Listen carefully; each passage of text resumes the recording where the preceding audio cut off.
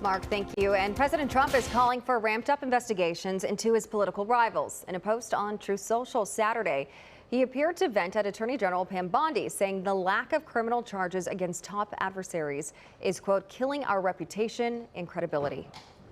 For more on this new pressure the president is putting on the Justice Department, we're joined now by Politico reporter Kyle Cheney. Thank you so much for being with us this morning. Great to be with you.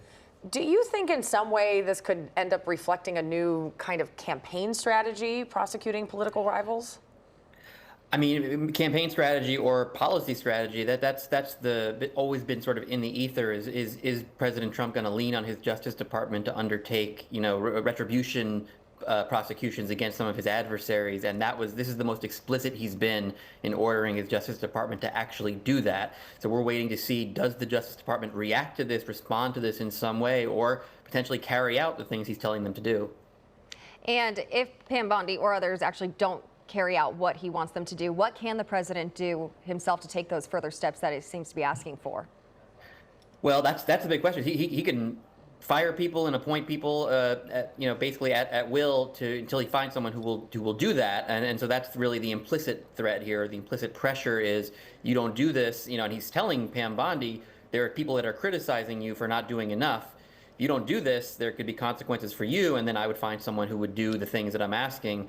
He never quite gets all the way there to say, I'm ordering you to level charges against people, but this is, again, as close as he's come.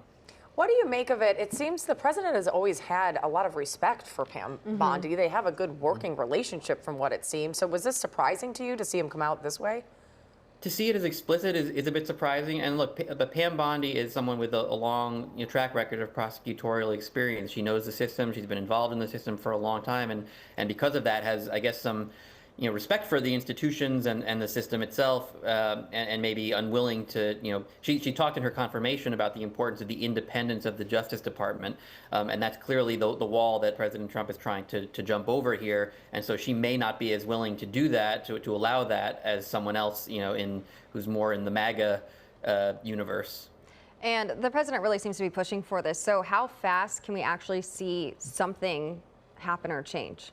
Well, he said now. His order was do something now. And so the question is, what does now mean? There is some thought that I think Jim Comey in particular, the former FBI director, there's a deadline to charge him for certain things, a statute of limitations that ends this week.